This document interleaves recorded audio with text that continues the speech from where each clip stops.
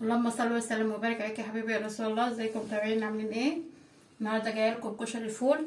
انا اظن عملت لكم اللي هو بالخضار والثوم، وقلت لكم استنوا مني ان شاء الله كشري الفول. كشري الفول في ناس بتعمله بطماطم وناس بتعمله بخضار. انا النهارده هعمله بخضار لان انا بحب اللي بالخضار عن ابو طماطم. فجايه لكم النهارده بقى ببصله مبشوره والفول تفصصيه بيبقى حب بالطريقه دي. لو ما طلعش فيه حب وعامل زي الفاصوليا الخضراء كده وطري وحلو، قطعيه بالسكينه عادي كده، وبرده هتحطيه معاه.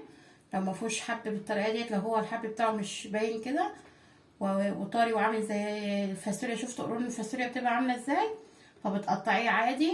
ودي كزبره على شبت بتقطعيه، ومعايا كوبايه رز، ومعايا بقى ملح ونص معلقه كمون، نص معلقه كزبره مطحونه، سنه قرفه ومكعب مرق.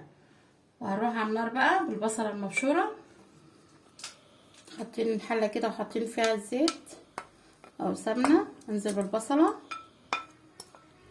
مش هحمرها انا، بس هخليها بس تدبل معايا. انا ما بحمرش البصله يا حبايبي، انا بتبلها بس كده. والفول فصصيه واشطفيه كويس، هنزل بيه بقى على البصله، اشوحه على البصله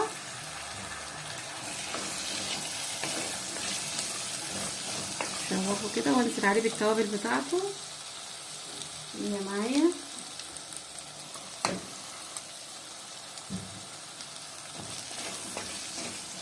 ويشوح كده بقى.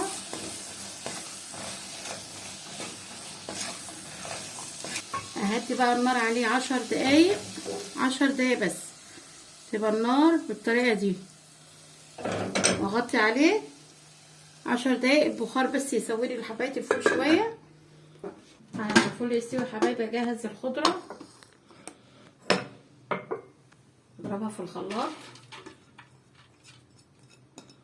انعمها جامد، اساعد بس بشويه ميه كده الخلاط انه يشتغل.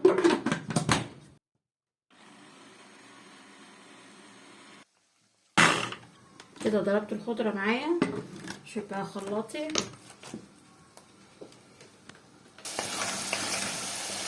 ادي الفول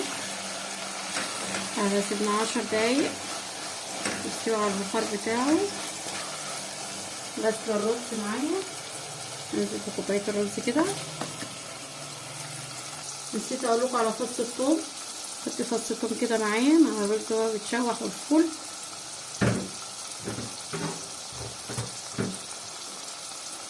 اشوح بقى الرز كويس في الفول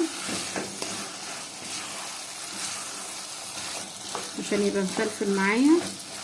كل ما تشوحي فيه يبقى حلو ومفلفل،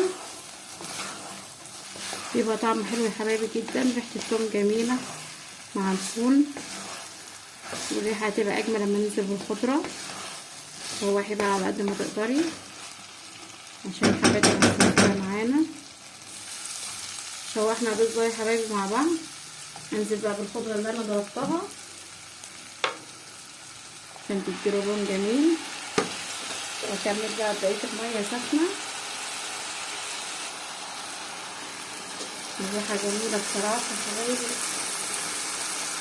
ريحه الخضره كده لما نزلت على فص الثوم والتوابل اللي احنا حاطينها بمنتهى الجمال،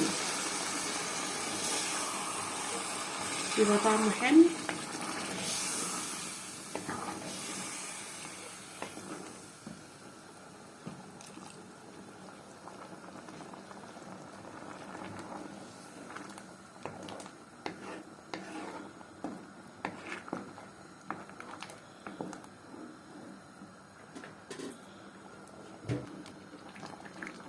شايفين اللون بتاعه عامل ازاي؟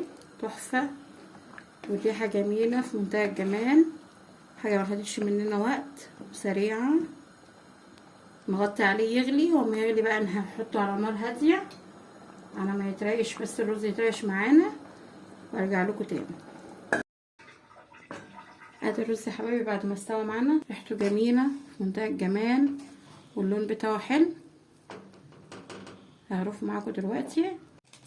ادي كشري الفول يا حبايبي معانا، جميل في منتهى الجمال، وريحته كانت قلبة البيت والله. ريحته كانت جميله جدا. الشبت مع الكزبره مع الثوم ريحتهم بتبقى في منتهى الروعه. اتمنى ان هو يعجبكم. لو اول مره تشوفوني، انا اسمي هبه، ما تنسوش تعملوا لايك وشير واشتراك في القناه يوصلكم كل جديد من فيديوهاتي.